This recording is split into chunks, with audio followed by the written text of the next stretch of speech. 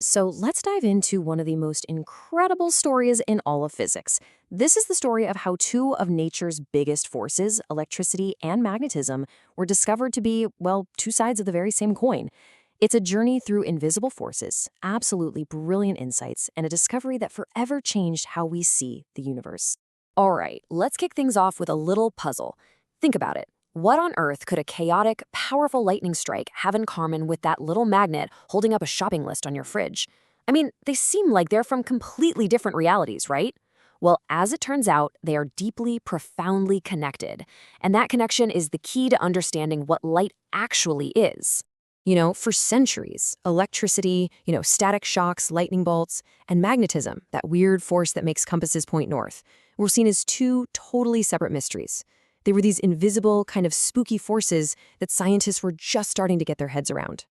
Now, to really understand these forces, we have to talk about something called a field. A field isn't something you can, touch or see, but it's totally real.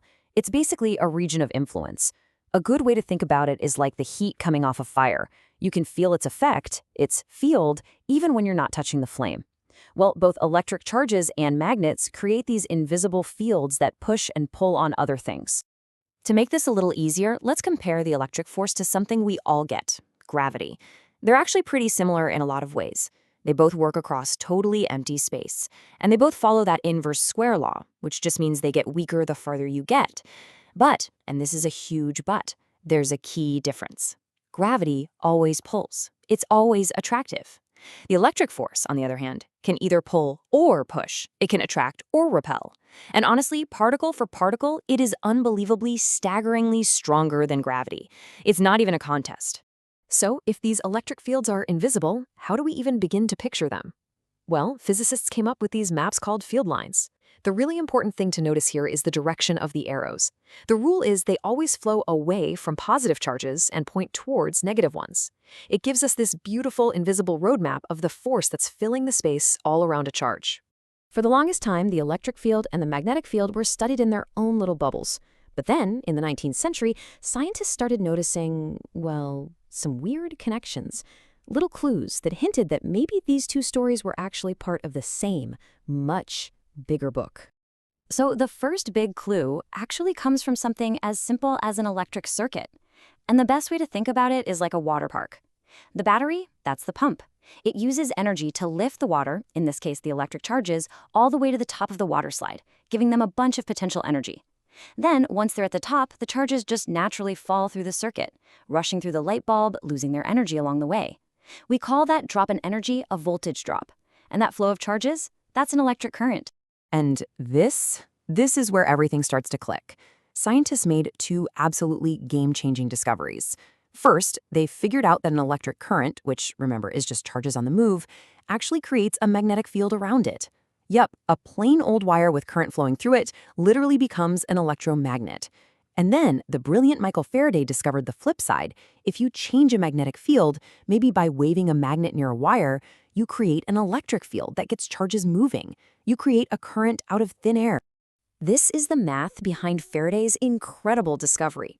It looks pretty intimidating, I know, but what it's saying is actually so elegant. It means that a magnetic field that changes with time is always linked to a swirling electric field that spreads out through space. They are fundamentally locked together. You can't have one without the other. And that brings us to the hero of our story, the Scottish physicist James Clerk Maxwell. He looked at this beautiful connection. A changing magnetic field makes an electric field, and he just had this gut feeling that the universe had to be more symmetrical than that. He came up with one last brilliant idea that tied everything together perfectly.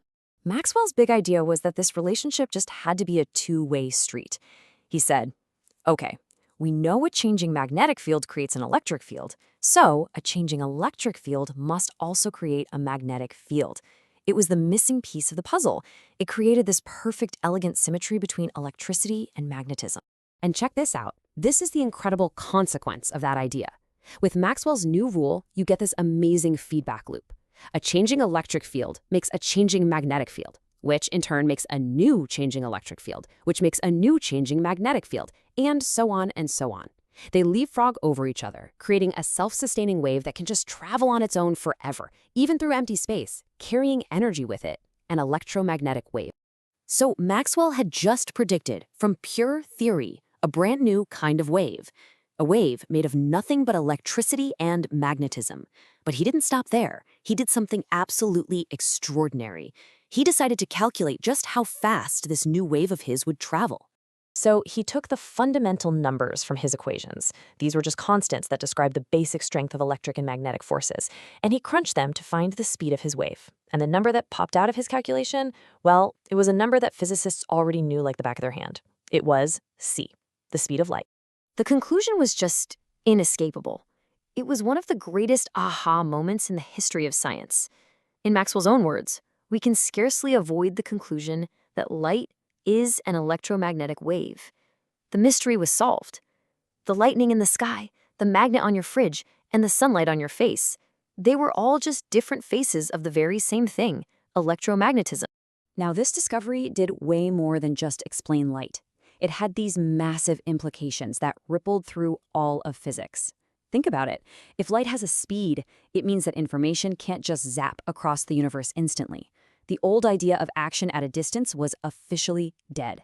There is a cosmic speed limit, and light travels at it. To handle this new reality, physicists came up with a concept with a kind of funny name: retarded potentials. Now, the word retarded here is just being used in its old-fashioned sense, meaning simply delayed. And the idea is actually pretty straightforward. The electromagnetic push or pull you feel right now from some distant charge isn't because of where that charge is now. Nope. It's caused by where that charge was in the past, after you account for the time it took the news, the electromagnetic wave, to travel from it to you. And this is the math that describes it. Now, don't worry about all the symbols, that's not the point. The real heart of it is that little bit that deals with time. It basically says, if you want to know the effect of a charge now, you have to rewind the clock. You have to look at its state at a specific moment in the past, subtracting the travel time it took the wave to get to you. The wave is like a messenger, and the message is always delayed. And this leads to a consequence that is just mind-bending. Every single time you look up at the sky, you are looking into the past. The light hitting your eyes from the sun left 8 minutes ago. The light from the nearest star has been traveling for over 4 years, and the light from the Andromeda Galaxy, it's been on its way for 2.5 million years. The universe we see isn't the universe as it is, but as it was, a beautiful mosaic of yesterday's news, delivered by these cosmic messengers. And that really leaves us with one final, pretty deep question to chew on. Maxwell's theory didn't just explain light, it totally rewired our concept of reality. So if every single thing we observe is just an echo of a moment that's already gone, what does the entire universe actually look like right now?